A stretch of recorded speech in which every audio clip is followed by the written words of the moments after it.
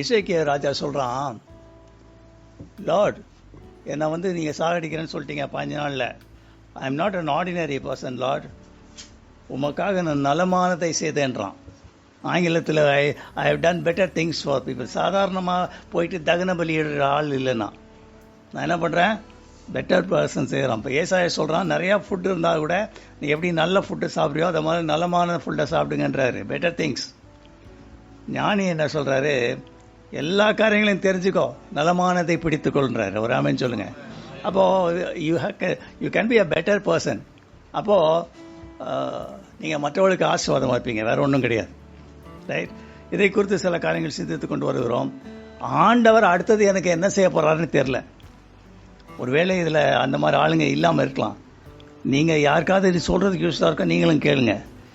அநேக காரியங்களை முயற்சி செய்தேன், ஆண்டவர் ஒரு காரியம் செய்யலை. ஆனால் நீங்கள் அந்த சொல்கிறத நல்லா கவனிக்கிற மாதிரி இருக்குது எனக்கு ஆனால் சந்தேகம், உண்மையாக கவனிக்கிறாங்களா இல்லையா? தாவீது ராஜா என்ன சொல்கிறான், 1 சாமுவேல் 22:3 தேவன் என்னை எப்படி நடத்துவார் என்ற அறிய மட்டும் நான் இங்கெல்லாம் இருக்கேன் அப்படின்னு சொல்கிறான். அதுலாம் கவிக்கு போயிட்டு அவங்க பேரண்ட்ஸ்லாம் விட்டுட்டு சொல்கிறான், அடுத்தது ஆண்டவர் எப்படி நடத்துவார், உன் வாழ்க்கையில் ஆண்டவர் என்ன காரியங்களை அடுத்ததாக செய்ய போகிறார், காத்திரு, தேவன் உன் வாழ்க்கையில் வழி நடத்துவார். Don't say quits. போதும் ஆண்டவரை என்னை விட்டுருங்கன்னு சொல்லாத. That's not the way of God's dealing. Right. இதை நீங்கள் அறிந்து கொள்ள வேண்டும். இன்னொரு இடத்துல என்ன சொல்கிறான், நான் ராஜாவாக அபிஷேகம் பண்ணப்பட்டாலும் நான் பலவீனன்றான். அப்போ நீங்கள் அனாயிண்டட்ன்றனால உங்களுக்கு பிரச்சனையே வரக்கூடாதுன்னு இல்லை. ரைட். இப்போது தாவீது ஒரு பெரிய வாரியர் இல்லையா? ஆண்டவர் அவனுக்கு ஒரு காலம் சொல்கிறான், நீ ஆலயம் கட்டலாம், ஆனால் நீ ரத்த பிரியன், நீ நிறைய பேரை கொண்டுட்டு இருக்கிறான்னு. ராஜாங்க ரத்த பிரியனை வெட்ட மாட்டானுங்க. அவனுக்கு பின்னால் எங்கேயாவது ரதத்தில் மாறு வேடம் போட்டு உட்காந்துருப்பாங்க. இவன் ரத்த பிரியர், ஷார்ட் டெம்பர். அவன் சொல்கிறான், ஒரு சூழ்நிலை நடந்துருச்சு. அந்த சூழ்நிலை என்னன்னா, அவங்க பையன் இவனை துரத்தி இவன் வெறுங்காலோட நடந்து வரான். ஒரு ஆள் வரான் எதிரில், இந்த சீமேயுன்னு சொல்கிற ஒரு ஆள் வரான். இந்த சீமேயு என்ன சொல்கிறான், நீ சவுலுடைய ரத்தத்தை நீ குடிச்சதுனால உன் பையன் எனக்கு ஆண்டவர் ராஜபாரத்தை கொடுத்து உன்னை துரத்திட்டாடான். ரொம்ப கடினமான சில வார்த்தைகளை அவன் த்ரோ பண்ணுறான் மூஞ்சி மேலே. அவரால் தாங்கிக்கவே முடியல. ரைட். அப்போது அவன் சொல்கிறான், பக்கத்தில் இருக்கிற வாரியர் சொல்கிறான், அவன் போய் வெட்டிட்டுமா பாஸ் அப்படின்றான். இல்லை, அவன் என்ன சொல்கிறான் பாருங்கள், 2 சாமுவேல் 16:5-12 ஒருவேளை கர்த்தர் என் சிறுமையை பார்த்து இந்த நாளிலே அவன் நிந்தித்த நிந்தனைக்கு பரவாக எனக்கு சரி கட்டுவார். 2 காரியம் இதில். ஒன்று, இந்த மாதிரி சூழ்நிலை வரும்போது கோபம் அடிச்சு தள்ளுறா காலி பண்ணுறான்னு சொல்லலாம் இல்லையா? ஒரு ஆள், ஒரு நல்ல விசுவாசி, கிறிஸ்மஸுக்கு ஷர்ட் தைக்க கொடுத்தார். ஒரு வாட்டி வரும்போது சாட் சொன்னான், ஏதோ சாட் சொல்லிகிட்டே இருந்தான். 24ஆம் தேதி போன உடனே சார் வெரி சாரி சார், இன்னும் கை மட்டும்தான் வைக்கலன்னு சொன்னான். அப்போது அந்த ஆள் சொன்னாராம், அந்த விசுவாசி சொன்னாராம், நீ 1 மணி நேரத்தில் கொடுக்கலன்னா நான் உன் மேலே கை வைக்க வேண்டியதாக இருக்கும் அப்படி சொன்னா. தான் ஷார்ட் டெம்பர் இல்லையா? ஆனால் இவன் என்ன சொல்கிற பாருங்க, ஒருவேளை கர்த்தர் என்னுடைய சிறுமையை பார்த்து இந்த நாளிலே அவன் நிந்தித்த நிந்தனைக்கு பதிலாக எனக்கு சரி கட்டுவார். என் சிறுமையை பார்த்து இதை குறித்து நாம் சிந்திக்க போகிறோம். ரைட். ஒரு ராஜா ராஜானுடைய மகன் ஒரு ரோஸ் தோட்டத்துக்கு போனான். அவங்களுடைய அதில் பார்த்தா அதே இடத்துல சாணி அடிச்சிருந்தது. அப்போ தோட்டக்காரனை கூப்பிட்டான், என்னையா சாணியெல்லாம் அடிச்சிருக்கிற, அதெல்லாம் கழுவி. இல்லை சார், அது தேவை அதுக்கு. அப்போது எடுத்து கொஞ்சம் மொட்டுகளெல்லாம் எடுத்து, விரிய போகிற மொட்டுகளெல்லாம் எடுத்து கட் பண்ணி க்ளீன் பண்ணி கொடுத்தான். அதை எடுத்து போய் வாசலில் வச்ச பார்த்து எல்லாம் சாஞ்சிச்சு, போக்கவே இல்லை. சில வேளைகளில் நீ மொட்டாக இருக்கும் பொழுது சாணி உன் மேலே அடிப்பாங்க, ஆனால் தேவன் உன்னை பூத்துக்கொள்ளும் தோட்டமாக மாற்றுவார். ராமன் சொல்லுங்க. ரைட். அப்போது இவன் என்ன சொல்கிறான், கர்சிங் டுடே, அவன் சபிச்சான் இல்லையா? அதுக்கு ஏற்றபடி ஆண்டவர் அவனுக்கு காரியத்தை கட்டளையிடுவான்றான். நல்லா கவனிச்சுட்டு வாங்க. இந்த சிறுமைன்ற வார்த்தை என்ன சூழ்நிலையில் இருக்குன்னு சொல்கிறேன். ஏன்னா அவுட் ஆஃப் கான்டெக்ஸ்டாக சிறுமைன்ற வார்த்தை இப்போ நான் பயன்படுத்துறதில்ல.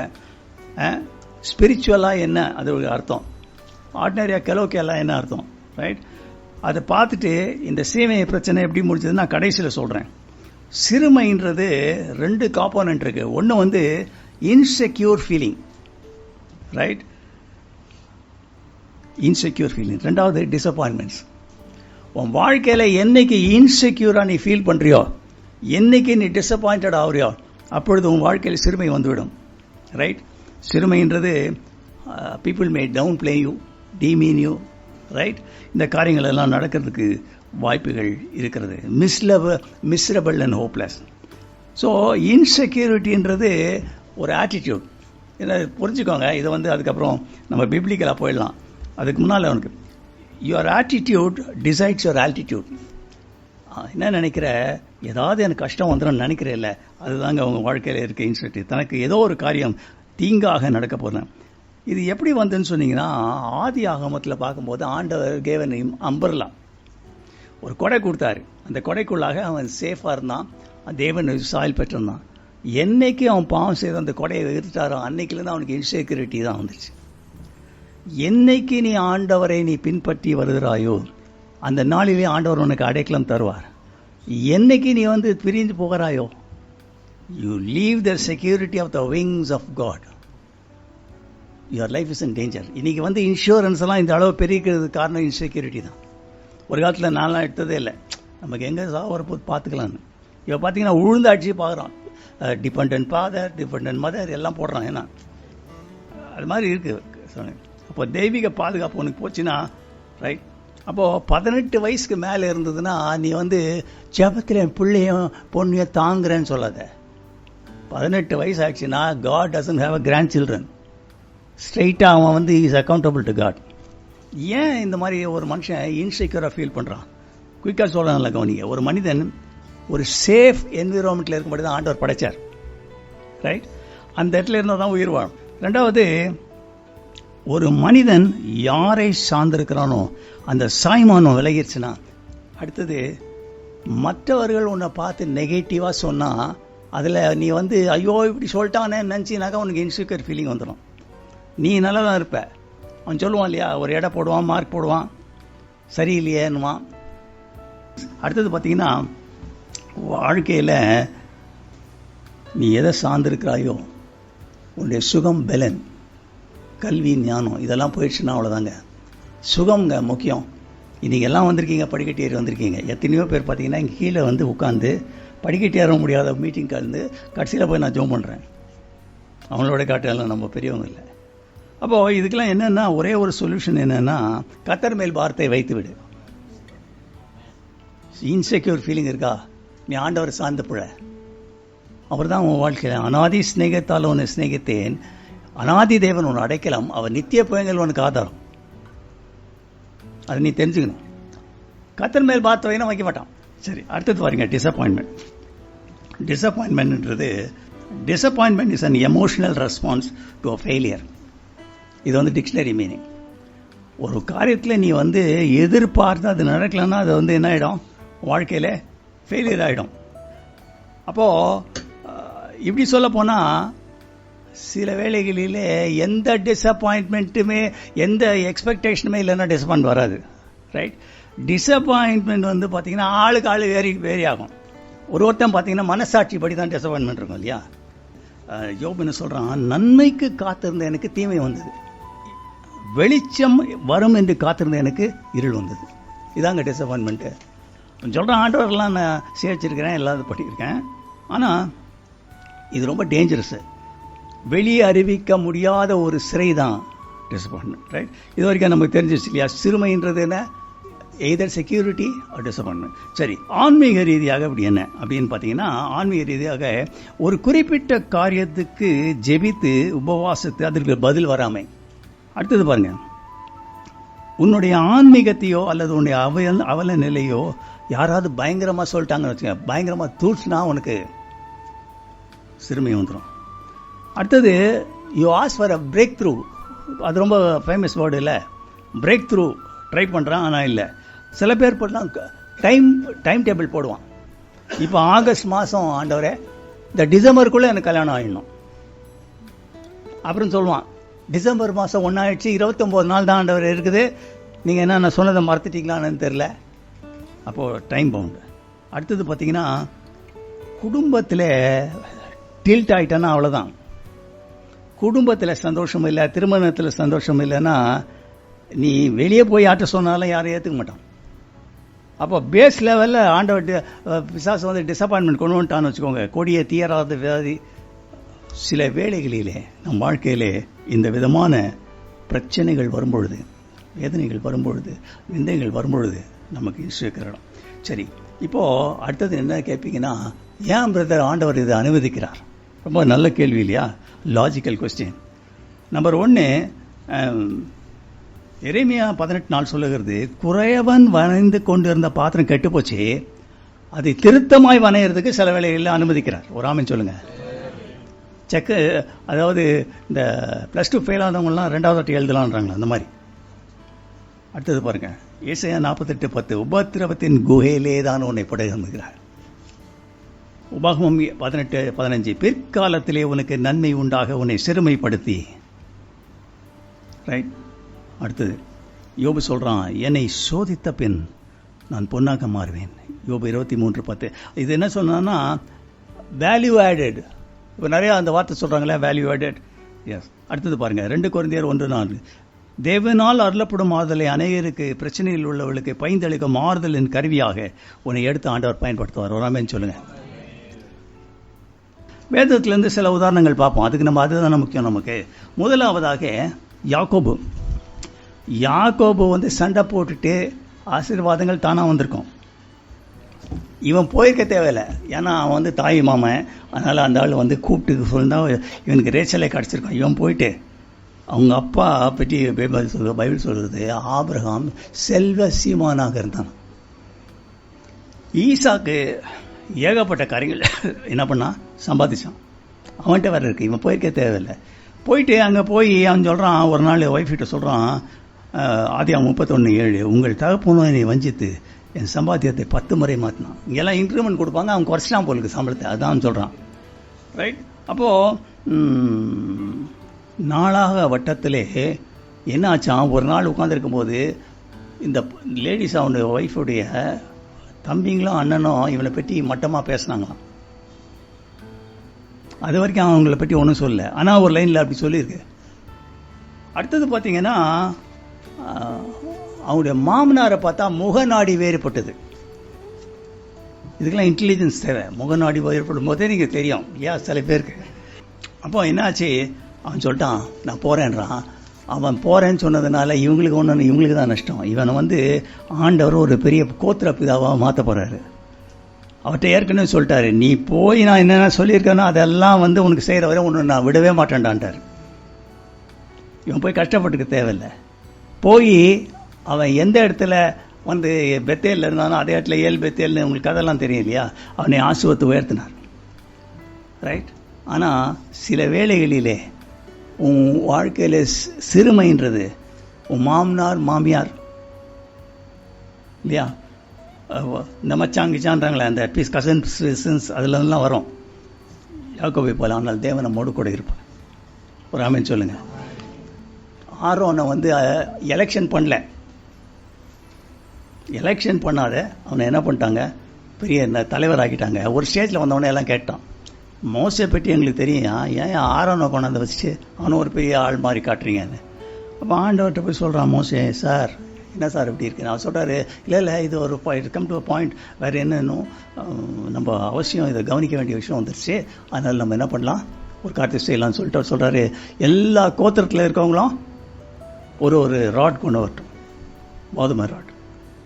லேவி கோத்திரத்தில் கொண்டு வர ராடில் ஆரோன் பேர் எழுதி லேவின்னு வச்சுருங்க. அப்போது எல்லாரும் எடுத்துகிட்டு வராங்க. அது என்ன ஆகுதுன்னா, ஆண்டவருடைய சன்னிதானத்தில் வைக்கிறாங்க. ஆண்டவரே நீங்கள் தான் இதுக்கு சர்ச்சை தீக்கணும். நைட் ஃபுல்லாக வச்சாங்க, அமைதியாக உட்காந்துக்கிறாங்க.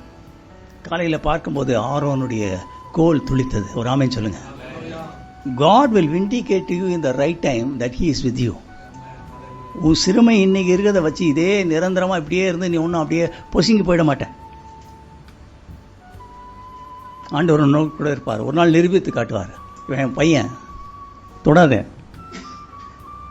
ரைட். மூணாவது பார்த்தீங்கன்னா நெகேமியான்றவன் யூதன். அவன் எப்படி தண்ணின்னு நல்லா அடிப்பான்னு தெரியல. அவன் வந்து அந்த எதிர் ஊரில் ராஜாவுக்கு பானை பாத்திரன்காரன் மிக்ஸ் பண்ணி கொடுக்குறவன். அவர் நல்ல ஒரு இதில் இருக்கும்போது கேட்டிருப்பான் போல் இருக்குது. ஹையில் இருக்கும்போது, சார் இந்த மாதிரிலாம் இருக்குது, அவன் கேட்குறாங்க, நீ ரொம்ப டல்லாக இருக்கியே. ஆமாம் சார், எங்கள் ஊரில் எல்லாம் கஷ்டப்படுறாங்க. உடனே அவள் கட்டுமானங்கள்லாம் கொடுத்து எல்லாம் கூப்பிட்டு வரான். கூப்பிட்டு வந்தால் அங்கே இருக்கிறவன் வந்து யூதன்களில் சில எப்போவுமே ஒரு 2 கேஸ் இருக்கும்ல, அதுதான் சன்பலா தோபியான்னு போட்டிருக்கு. இந்த சன்பலாத்தான் தோபியா என்ன பண்ணுறாங்க, அவனை இதை கேட்டு அவர்கள் விசனம் அடைந்தார்கள், அவர்கள் கோபித்து கொண்டார்கள், எரிச்சல் அடைந்தார்கள், சக்கந்தம் பண்ணினார்கள், மனமடிவாக்கினார்கள், கட்டுப்பாடு பண்ணினார்கள், தடுக்கவும் செய்தனர்.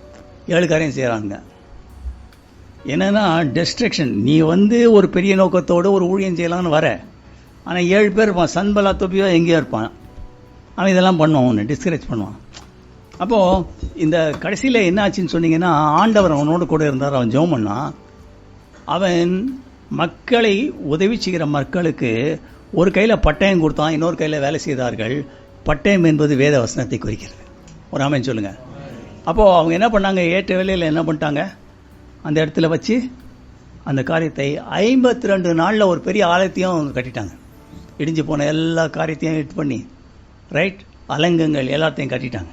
இதில் ஒரு காரியம் ரொம்ப பரிதாபமாக இருக்குது. என்ன தெரியுங்களா, இதெல்லாம் வந்துடுச்ச பிறகு தேவனை நேசிக்கிறவங்கலாம் இந்த சைடில் வாங்க, ஆலயத்தில் வந்து சேர்ந்து இது பண்ணுங்கன்னு போது 10% தான் வந்தானா.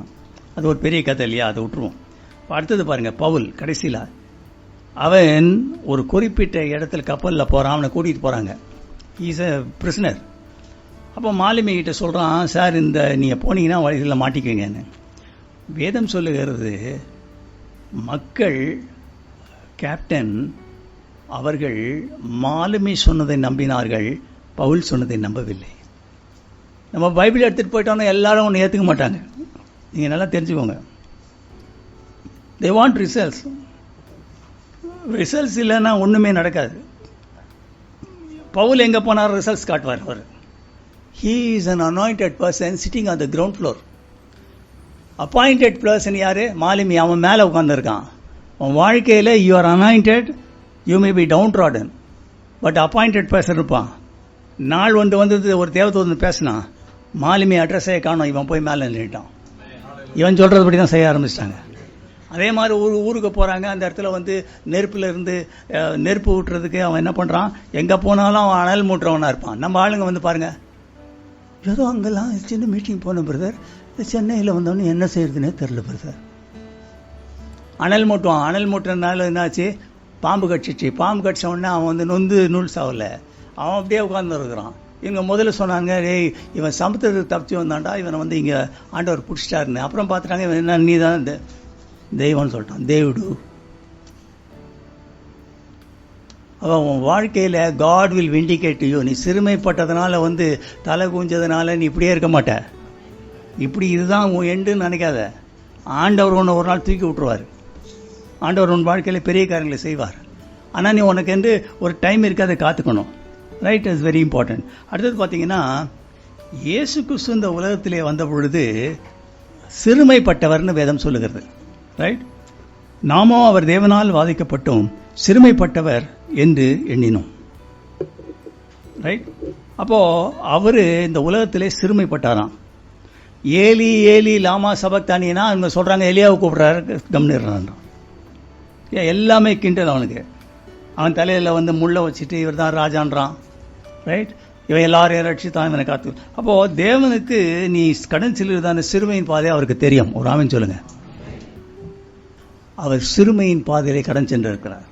நீ எதுவும் அவருக்கு சொல்லிக் கொடுக்க தேவையில்லை, அவருக்கு எல்லாம் தெரிந்தவராக இருக்கிறார். ரைட், அதனால தேவனோடு கூட இருப்பார். சரி, என்ன செய்வது இந்த மாதிரி சூழ்நிலையில்? என்ன செய்வது?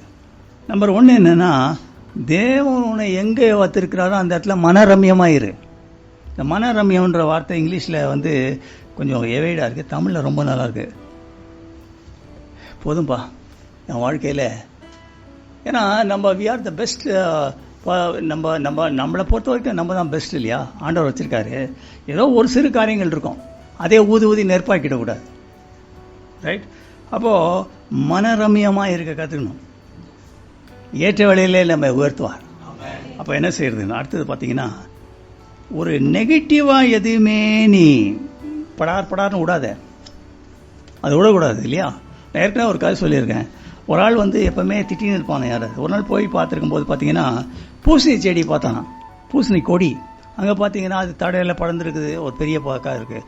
சொன்னால் ஆண்டவருக்கு மூலையே இல்லை, என்னென்ன பெரிய பெரிய மரம்லாம் இருக்குது, அதில் போய் பூசணிக்காய் வளர்த்துருக்கலாம், இவர் என்ன கீழே போட்டாருன்னு.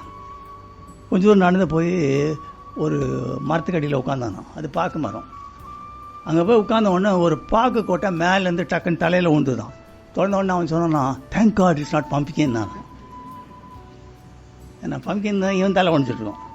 அப்போது நம்ம என்ன பண்ணோம், பிற்போக்கு. அடுத்தது பார்த்தீங்கன்னா, மனிதன் உன்னை எடை போட்டு நீ குறைவாக காணப்பட்ட அந்த நான் இந்த டிப்ரெஷன் பற்றி சொல்லும்போது சொன்னேன், நிறையா இதெல்லாம் இருக்குது, கொஸ்டினர்ஸ்லாம் இருக்குது இந்த டிப்ரெஷனை பற்றி. இந்த டிப்ரெஷனை பற்றி நீங்கள் வந்து நிறையா கொஸ்டினில் வந்து ஆன்சர் பண்ணிங்கன்னா நீங்கள் மாட்டிக்குவீங்க. ரெண்டாவது ரொம்ப முக்கியம், ஒரு காரியத்தினுடைய துவக்கத்தை பார்க்கலாம், முடிவு நல்லது. காத்திருக்கணும் நம்ம. ஏன்னா ஆண்டவர் வந்து துவக்கத்தை பார்க்குறாரு, மேலேருந்து கீழே வந்து முடிவை பார்க்குறாரு. அதனால் அவர் என்ன சொல்கிறாரு, நான் உன்னை குறித்து நினைக்கிற நினைவுகள் முடிவிலே சமாதானத்தை கேட்டது. ரைட்? ஸோ நமக்கு ரொம்ப முக்கியம். அடுத்தது பார்த்தீங்கன்னா, ஒரே ஒரு காரியம், நீ வந்து டிஃபீட்டட் பர்சன் இல்லை. இங்கிலீஷில் சொல்லுவாங்க இல்லை, don't reject a book by seeing the cover. நீ உன் நிகழ்கால தொழிலை வைத்து நீண்ட எதிர்காலத்தை கணித்து சோர்ந்து போயிடாத. இன்னைக்கு இருக்கிற காரியம், இன்னைக்கு அவனுக்கு வந்து இந்த மாதிரி சூழ்நிலை இருக்குது, அதே நினச்சி சிரமப்பட்டு போயிடாத. ஆண்டவர் வந்து பெரிய காரியங்களை செய்வார். ஒரு ஆமென் சொல்லுங்க. ரெண்டாவது, ஒருவேளை நீ ஓட்டத்தின் பாதி வழியில் தான் இருக்காரு, இன்னைக்கே 3 லைஃப் முடிஞ்சு போதா இல்லை. ரைட்? அது ரொம்ப முக்கியம். அடுத்தது பார்த்தீங்கன்னா, உன்னுடைய வாழ்க்கையிலே சில காரியங்களை ஆண்டவர் வைத்திருந்தால் அவர் அதை முடிக்கும் வரை உன்னை விட்டு விலக மாட்டார். என்ன சிறுமை வரட்டும், என்ன நிந்தனை வரட்டும். அடுத்தது, வாக்குத்தத்தம் கொடுத்துருக்கலாம், உண்மையான தீர்க்கதரிசி உனக்கு தீர்க்கதரிசி சொல்லியிருக்கலாம், அதெல்லாம் உரிமைப்பட்டு ஜெபி, ஆண்டவர் இப்படி சொல்லியிருக்கீங்க, ஆனால் ஆண்டவரை நீங்கள் சரியில்லைன்னு சொல்லாது, ஆண்டவர் அதை ஒத்துக்கொள்ள மாட்டார். சரி, இப்போ அவன் வந்து உட்காந்துருக்கிறான், அதுவும் இல்லாமல் கெபியில் இவன் சொல்கிறான் ஆண்டவர் என்ன வந்து பார்ப்பார்னு. அவன் ஒழிஞ்சிருக்க இடம் சவுலுக்கே தெரில. அவனுக்கு என்ன இன்டெலிஜென்ஸ் எல்லாம் இருக்கும், இருந்தால் கூட அவனுக்கு தெரியல ஒன்றுமே. திடீர்னு பார்த்தீங்கன்னா ஒரு தீர்க்கதரிசி உள்ளே வரான். அவன் தீர்க்கதரிசி பேர் காத்து. அந்த காலத்தில் பார்த்தீங்கன்னா அநேக தீர்க்கதரிசிகளை திடீர்னு தூக்கி போய் விட்டுருவார் ஆண்டவர் எங்கேயாவது இல்லையா. பைபிள் அது மாதிரி நிறைய இடத்துல இருக்குது. அப்போது வந்துட்டு அவன் காத்து சொல்கிறான், சார் இருந்தது கோயில் இருந்தது போதும், நீங்கள் ஜூடாவுக்கு போங்கன்னு. ஜூடா என்பது துதியை குறிக்கிறது. உன் வாழ்க்கையில் அதெல்லாம் கீழே உட்காந்துருக்க, உன்னுடைய பெற்றோர்லாம் பிரிஞ்சிருக்காங்க, நீ நினைக்கிற ஆண்டவர் அடுத்தது என்ன செய்வாருன்னு எனக்கு இன்னும் தெரிகிற வரைக்கும் நான் இங்கே தான் இருப்பேன்னு சொல்கிறேன். ஆனால் தீர்க்கதரிசி சொல்கிறான், ஆண்டவர் எல்லாம் பார்த்துக்குவார், துதிக்கு ஸ்டார்ட் ப்ரைசிங் கார்டுன்றான். இன்றைக்கி மாலை வேளையில் நீ வந்து சிறுமைப்பட்டு இருந்திருக்கிறார், நொந்து போயிருக்கார், ஆண்டவர்கிட்ட சொல்லி, ஆண்டவரை துதிக்கிறேன், ஆண்டவரே உன்னை தாழ்மை உள்ளவரிடம் தேற்றிடுதே கிருபை, வாழ்நாள் எல்லாம் அது போதுமே, சுகமுடன் தம் பலமுடன் சேவை செய்ய கிருபை தாருங்க. சில பேருக்கு நல்ல சுகம் தாங்க ஆண்டவரே, நான் கடைசி மூச்சு வரைக்கும் நான் உழைச்சி அதை எல்லாத்தையும் நான் சம்பாதிக்கிறேன். ஆண்டவர் நல்ல சுகம் பலம் கொடுத்தாருன்னா தாழ்மையாக இருப்பேன், நீ ஆண்டவருக்கு அநேகருக்கு ஆசிர்வாதமாக இருப்பேன். ஒரு ஆமென் சொல்லுங்க. அப்போது இவன் என்ன பண்ணுறான், ரைட், உடனே புறப்பட்டு போகிறான். அதுலேருந்து பார்த்தீங்கன்னா அவனுக்கு எல்லாமே பாசிட்டிவாக ஆயிடுச்சு. ரைட், சரி. அடுத்தது பாருங்கள், இந்த சீமேயு என்ன பண்ணுறான், தாவீது அப்படி இப்படி சுற்றிட்டு வரான், பழைய ஊருக்கு வரான்.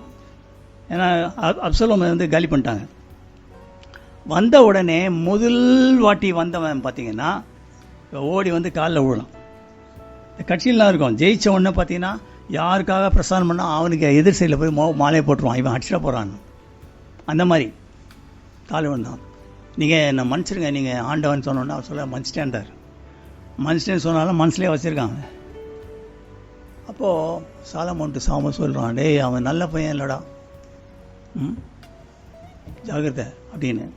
ஸோ இவன் கூப்பிட்டு என்ன பண்ணுறான், இவன் ஒரு வீடு கட்டி கொடுத்து அந்த இருக்க சொல்லிவிட்டு அங்கிட்ட ஒரு நதி போகுது. அந்த நதி பேர் கெதரோன். கெதரோன்னா என்ன அர்த்தம்னு சொன்னீங்கன்னா, உன்னுடைய மனக்கலக்கம். உன் வாழ்க்கையில் ஆண்டவர் ஜீவனை கொடுத்து உன்னை வச்சிருக்காரு. உன் மனக்கலக்கம் உனக்கு வந்து அதெல்லாம் மனசை அடிச்சுக்கின்னு நீ வந்து சில காரியங்கள் செய்தினா உனக்கு வந்து டெத்து தான். இன்டெலிஜென்ஸ் ஆளுங்களை வச்சு பார்த்துட்டான் சாலமோன். கூப்பிட்டு கேட்குறான், எங்கேப்பா போனேன், மனக்கலக்கங்க தாண்டியா, காலி, he died. அப்போது வாழ்க்கையில் சாதாரண ஒரு காரியம் என்றைக்கோ சொன்னால் அதை மனசில் வச்சு ஆண்டவர் வஞ்சம் தீர்த்துட்டார்.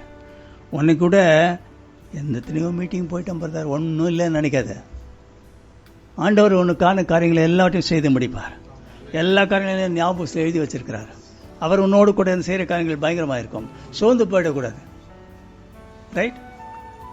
நான் நடுவில் அவன் சொல்கிறான், ஆண்டவரே தாவீதையும் அவன் உபத்திரவங்களையும் நினைத்தரலாண்டு. நான் போய் பார்த்தா பயங்கரமாக போகுது, 12-13 பயங்கரமான கஷ்டப்பட்டிருக்கான் அவன் லைஃப்பில், இல்லையா? ஆனால் அவன் தேவனை மறுதலிக்கவில்லை. அவன் சொல்கிறான், இதெல்லாம் இருக்குது பிரச்சனை, ஆனால் கர்த்தரை நான் எப்பொழுதும் உனக்கு முன்பாக வைத்திருக்கிறேன், அசைக்கப்படுவதில்லை. என்னைக்கு ஆண்டவரை விட்டு கண்ணை திருப்பினானோ பேதர் டுஸ்க்குன்னு உழுப்பிட்டான். தெரியும் இல்லையா? அதான். அப்போ உன் வாழ்க்கையில் நீ எப்பவுமே உன் கண்கள் பெறட்டும் லைனாக சொல்கிறான் இல்லையா? அவன் ஒரு வேசியான ஸ்திரீயை பார்த்து போகிறவன் அவனுடைய ஈரல்ல அம்புகள் பிழைக்கும். மதுவை பார்க்காத, அது ஒரு மாதிரி நல்ல ஸ்ட்ரைட்டாக பிங்க் கலராக இருக்கும். ரைட்? இறுதியிலே அது சர்ப்பத்தை போல தீண்டும், விரியனை போல கடிக்கும். பயங்கரமான காரியங்கள், மாயான காரியங்களை எப்படி பார்த்துன்னு இருக்காது. ஒரு நாள் கழுகுகளை போல சட்டை அடித்து பறந்துடும். பணம் கசட் மணி. ரைட்? அப்போது தேவன் உன் வாழ்க்கையிலே சில காரியங்களை அனுபவிச்சிருக்கலாம். இவைகளெல்லாம் நிரந்தரமானவைகள் என்று நினைத்து சோர்ந்து போயிட்டாத. உனக்கு இன்னும் வாழ்க்கை இருக்கிறது. ஆண்டவர் என்னைக்கோ ஒரு வனாந்தரத்தில் சீமையனுடைய கண்களை பார்த்து அதை பதிலளித்து அவனை மீண்டுமாக ராஜாவாக மாற்றினார். அது வரைக்கும் அவன் ஓடிக்கொண்டு தான் இருந்தான். அவன் சொல்கிறான், ஒரு கௌதாரியை வேட்டையாடுறதை போல இந்த ஆள் என்னை சவுல வேட்டையாடுகிறான். ரைட்? அவன் சொல்லுகிறான், தேவன் எனக்கு எல்லா காரியங்களையும் செய்து முடிப்பார். God will perfect everything that concerneth me. அவனை கடைவிடவே இல்லைன்னு பார்க்குறோம். ஒரு மனுஷன் ஒரு இடத்துல ஃபேக்ட்ரியில் வேலை செய்துட்டு கொண்டு இருந்தான். அவன் மதியான வேலையில் சர்ச்சுக்கு வருவான். முழங்கால் போட்டு ஜோம் பண்ணுவான். அவனுக்கு ஒன்றும் தெரியாது. ஆண்டவர்னா என்ன தெரியாது. ஜீசஸ் என் கூட இருங்க நல்ல. அவன் அப்படி ஜோம் பண்ணிட்டு திரும்பி போயிடுவான். லஞ்ச் டைமில் திரும்பி போயிடுவான். அப்போ ஒரு நாள் பாஸ்டர் கேட்டார், ஏன்ப்பா இங்கே வரேன்னு. நான் அங்கேருந்து வரேன் சார், ஜஸ்ட் எனக்கு எனஃப் டைம் ஓடியாந்து I have to pray little ப்ரேயர்னு. அப்போது அவன் திடீர்னு ஒரு நாள் வர நிறுத்திட்டான்.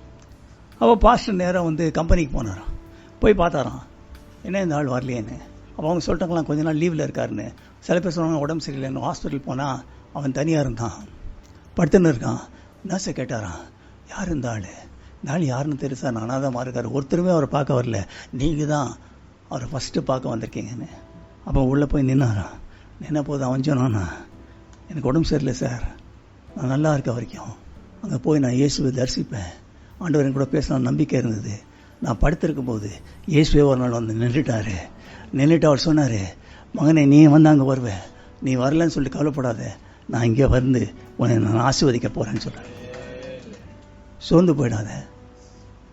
யாரும் பார்க்காத இருக்கலாம், நீ போய் தனியாக ஜெபம் பண்ணுற, வேதம் வாசிக்கிற, ஜெபிக்கிற, சில காரியங்கள்லாம் பண்ணுற. என் நாம நிமித்தம் செய்த அன்பின் பிரயாசங்களை நான் மறந்துவிட அநீதியுள்ள தேவன் அல்ல. தம்மை உத்தம இதயத்தோடு தேடுகளுக்கு நன்மை செய்யும் பொருட்டாக கர்த்தரின் கண்கள் உலாவி கொண்டிருக்கிறது. அவர் கண்கள் உன்னை கண்டு கொண்டு இருக்கிறது. தாவீதை நினைத்தருள தேவன் என்னை நினைத்தருளினார். ஒரு நாள் சொல்கிறான், கோபமாக இருக்கும்போது என்னை மறந்துட்டீங்க ஆண்டவரே நீங்கள். அதனால் கடைசியிலே he had a very glorious end, மகிமையான முடிவு. ஆண்டவர் அவனுக்கு ஒரு சர்டிஃபிகேட் கொடுத்தாரு, என்னுடைய மனதுக்கு அவன் ஏற்றவன். உன் வாழ்க்கையில் லட்சக்கணக்கான படங்களை சம்பாதிச்சு எல்லாத்தையும் பூட்டி வச்சிருந்தாலும் இந்த மகா எனக்காக ஓடி ஓடி காரியங்களை செய்தா, அநேக ஆத்மாக்களை ஆதாயப்படுத்தினான், சுய விருப்போடு காரியங்களை செய்தா, அவள் எனக்கு மனதுக்கு ஏற்றவள்னு சொல்கிறதை காட்டிலும் இந்த உலகத்தில் சந்தோஷத்தை கொடுக்கக்கூடிய ஒரு காரியம் ஒன்றுமில்லை. தேவன் அப்படி செய்யணும். உங்கள் வாழ்க்கையிலே சொந்து போயிட வேண்டாம். உங்கள் வாழ்க்கையிலே அலைச்சல்களை ஆண்டவர் அறிந்திருக்கிறார்.